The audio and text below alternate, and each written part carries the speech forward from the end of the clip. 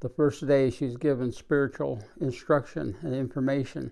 The second day is to tell her about the emotional aspects of the things she may encounter emotionally.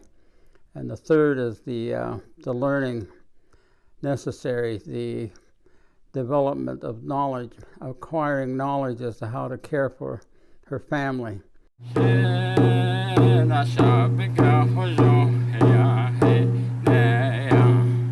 Among our Diné, we have coming of age ceremony for young women and young men when there are no longer children.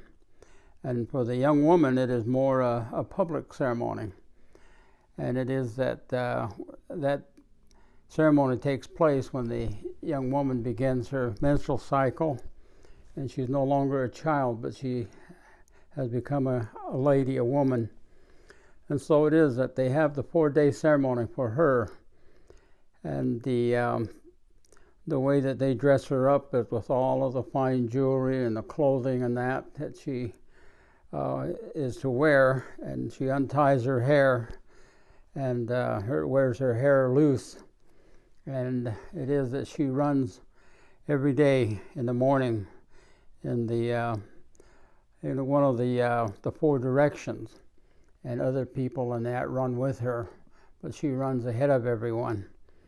And it is that while they run, they shout. But it is that the first day, it is a woman's ceremony only in many ways. It is a woman's ceremony. Only the women pretty much stay with the young woman and instruct her in the way to be a mother eventually, and a wife. And it is that she is told of her responsibility as a young lady about, as she becomes a mother, she brings children into the world, and the bringing of children involves having a husband.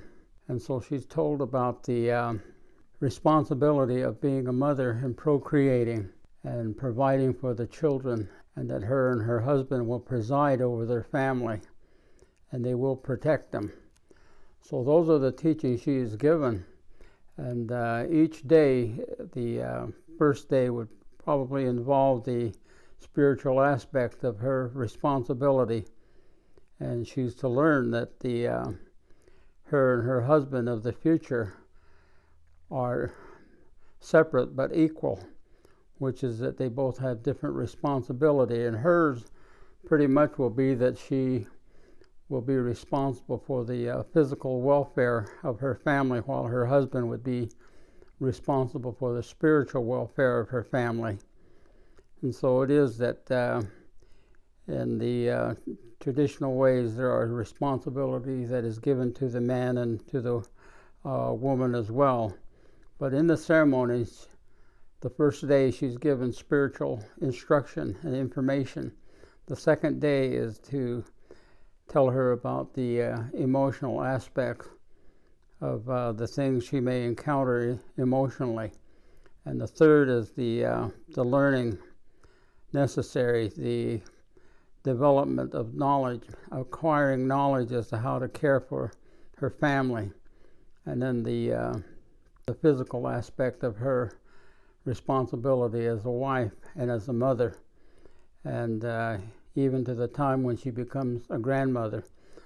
And just the final night, the third night, they have the medicine men that they have come in and do the ceremony that lasts pretty much into the night. And when they have the ceremony, the first day she grinds corn, the second day she grinds corn, third day she grinds corn, and then finally on the night of the third night, they put a cake into the ground, and that cake is called a khat. And so the morning of the final day, they uncover the cake and they give portions of it to all of the different people that attend. And at that moment, she stands facing the east, and she gives all of the people there blessings individually, because the idea is that she has acquired all the qualities and the attributes of changing woman, a Stanatle, and so she has the power and authority to give everyone blessings. And so that is the coming of age ceremony for the young women, and they call it Kenalta, and that's what we are told.